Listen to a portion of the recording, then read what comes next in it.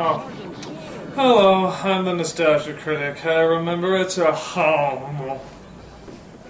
Well, ever since last week, in the comments made by the director of My Pet Monster, I've been doing a little thinking. Asking myself some questions. Like, what the fuck am I doing with my life? Is this really where I want to be? Pathetic loser? So I do what I always do when I get really depressed. I watch old nostalgic TV. Don't mess with Sergeant Slaughter. He's as strong as they come. Ah, Sergeant Slaughter, you represent a simpler time, when your last name could also represent illegal war crimes, or when your biggest problem was not collecting the latest action set. Fight the good fight, Sergeant Slaughter. The heroes in a half shell are baking a surprise. Teenage Mutant Ninja Turtle pies. Oh, Teenage Mutant Ninja Turtle pies. I remember when the line fresh from the sewer actually sounded appetizing. Fresh from the sewers to you. God, is this the only thing to bring me pleasure? Just pure pathetic nostalgia? I'm a wreck! Aw, there, Critic. It's not so bad. It is so bad! Get out of here! Fine. I'm a dinosaur. Fucking commercials. What is it about them that draws me to them? They're so conniving and yet so inviting. It's like they're in their own little world, a world that wants to be nice to you but scam you at the exact same time. Something about them strangely gives me comfort. I could actually watch these ads all day. Actually, it's not a bad idea. Maybe I need to take a break from nostalgic movies and nostalgic TV shows and take a look at the stuff in between.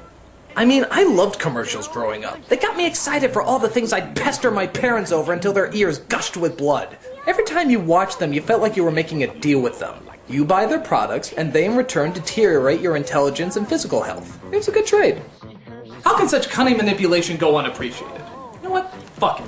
I'm gonna take this whole episode and I'm just gonna watch commercials. Yeah, this is a tribute to all the plastic, sugar-coated nonsense that we loved growing up. This is a segment I like to call After These Messages. After these messages. After these messages. After these messages. After these messages.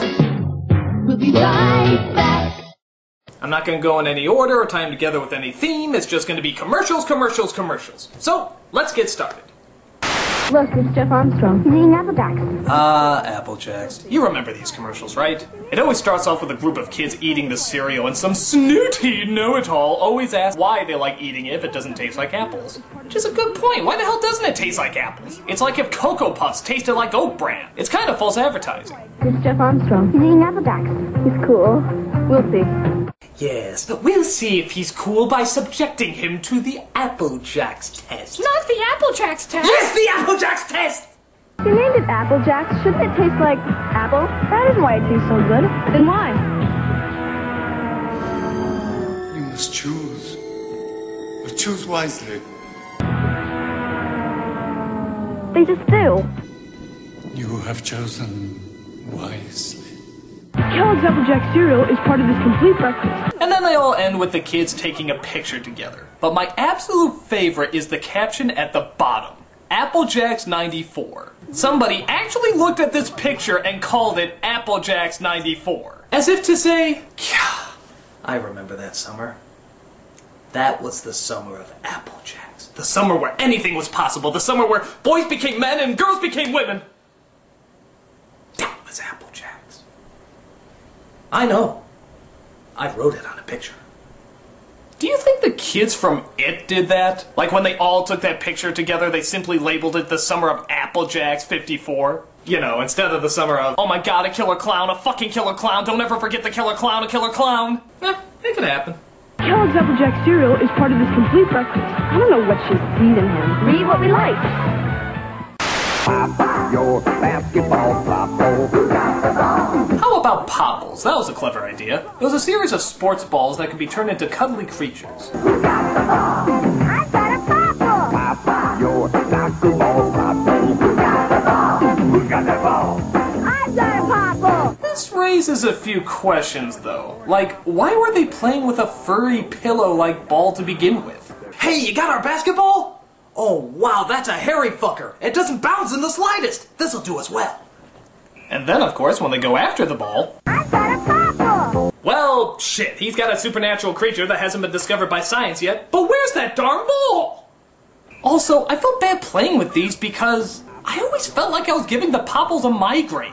I mean, you're kicking them around, throwing them, doesn't that hurt? The Popples wouldn't come out like this, they look more like this. But oh well, you can't fault it on still being a clever product. They're new from Mattel. Okay, I don't know what the fuck this kid is on, but I want some. All kinds of cream inside. He likes Giggle's funny faces. There's fudge and vanilla cream in each one.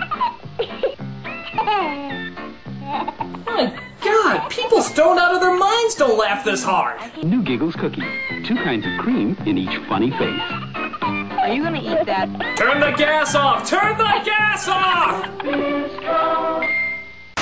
It's sometime in the future. Oh, this ad was unbelievable. This is like one of the most fucking epic commercials ever put on television. The ultimate challenge. Crossfire. Look at it. It's set in this apocalyptic future where the fate of the world rests in the hands of 2 kids who sit at a table and throw marbles at even bigger marbles. Crossfire. Yo, get Crossfire. It's like the world of Tron if it was run by Lucas. It's the most badass commercial ever. Crossfire. You get Crossfire. Go, Billy! The fate of Armageddon lies in your hands!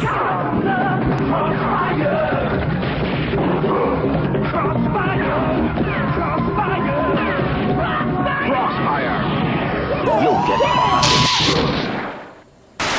Santa has a very special Christmas message he wants everyone to hear. I don't think they do these anymore, but a long, long time ago, they used to have hotlines for everything. Call 1-900-909-4300. $2 first minute, 45 cents each additional. Look at that. Just $2 for the first minute and only 45 cents every additional minute. It's pretty fucking costly for the 1980s. And Santa needs your help to spread the Christmas cheer. Be a Santa's helper. Yeah, I always remember you call him up and some jerk-off would talk as slowly as possible so he could make sure that he eats up your time and your fucking money. What a dick cock.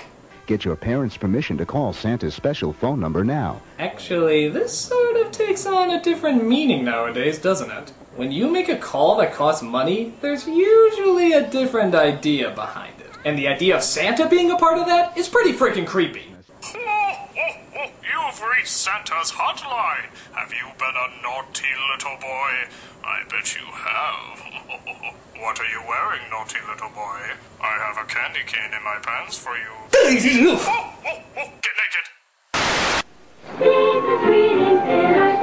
Speaking of Santa, how many of you get nostalgic whenever you see this commercial every year? It's practically a staple of Christmas now. Yabba dabba fruit, delicious do. Ho ho ho, I'm hungry. Santa, my pebbles! Your pebbles! 'Tis the season to be sharing, Fred. Happy holidays, pal. Oh, Fred. Hey, Fred, how can we celebrate Christmas if Jesus isn't born yet? Just eat your fucking cereal. It's for breakfast now! Get this, when Nintendo was all the rage, they actually made a Nintendo cereal. Yeah, it wasn't a Mario cereal or a Zelda cereal, it was just Nintendo in general. What a weird idea. It's kind of like making Internet the cereal, isn't it? Though it would probably be the first cereal where you have to be over 18 to eat it. And it wasn't just called Nintendo cereal, it was called the Nintendo Cereal System.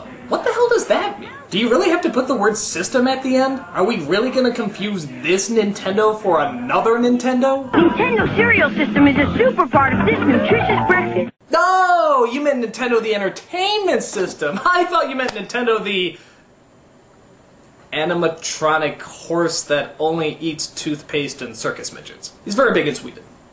It was kind of cool because it was technically 2 cereals in one. That means there were 2 bags in each box. But I remember it was kind of a pain. Once you open the bag, you can't really close it. So if you open both of them and poured it out, you'll get double the cereal all over the place. Maybe that's why it didn't last so long, because half of it was on the floor instead of the bowl.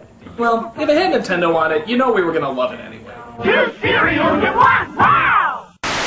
Joe, I'm trying to take over Castle Grayskull. Just like today, fast food joints handed out toys with their kids' meals. And sometimes you get a cup like these He-Man ones here at Burger King. They always told epic stories, or at least as much as they could, being on a cup. But here's my favorite part of this commercial. The kids get the cups, and what do? Use them as swords. Man, those must be some pretty ghetto kids. I mean, was a stick really too expensive to use as a sword, so you have to use these? Were these your birthday gifts right after they took you to your party at the dollar store? Hardcore, kids. Really hardcore. Aren't you hungry for Burger King now? Come on, guys, there's work to do. Let's move. I don't know what this kid's problem is, but he cracks me up. Listen to him. He's taking fun time just a little too friggin' seriously. Calm down, kid. You're building sandcastles and Lincoln logs. You're not a contracted construction worker. Why are these kids even hanging out with him? All he's doing is yelling at them all day. He's like a junior Sam Kinison. What? Come on, guys, there's work to do. Let's move. I have to support a wife and kids working with you bozos, so let's get it right! Dig it in, kid. Digger Dan Trucks, Power Mixer, Crane, and Hard Hats, each sold separately. Batteries not included. New from Revell. What is it? It's the Insecticon. Hell yeah, Transformers. These were the coolest toys out there. Even if they did take an hour to figure out how the fuck they worked. They were still awesome, and we loved every minute of them. The coolest one of these commercials was the Insecticons, the robots that looked like insects. Why? Because goddammit, I like to think Tom Hanks influenced something in the movie big. Yeah, we heard his idea and we thought it was awesome. And it kicked ass to suddenly see these things around. Something that used to be in every Transformer commercial was an awesome but kind of creepy moment when the kids would say the robots in disguise line. Jesus!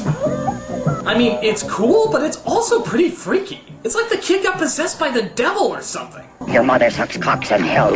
Each sold separately from Hasbro. 1, 2, 3, 4. 1, 2, 3, 4. 1, 2, 3, 4. That's 4. Yeah, can't go wrong with this game. And the song, it turns out, was pretty catchy too. If you haven't played this game, then you have no childhood. This game was entertaining then, and it's still entertaining now. If you're waiting for the dentist and they have it in the little toy basket. But it still counts! 1, 2, 3, 4. That's 4. Kind of a lame joke they would do is that they would find as many puns they could do with the word for. For real, for everyone, for laughs, Fortissimo. for winning, forget it, forgive me. Yeah, those were good, but let's see how far we can really push it. For real, for everyone, for laughs, Oh, score. 4 candles. forever. What else can you say but solid game with a solid ad? Connect 4 from Milton Bradley.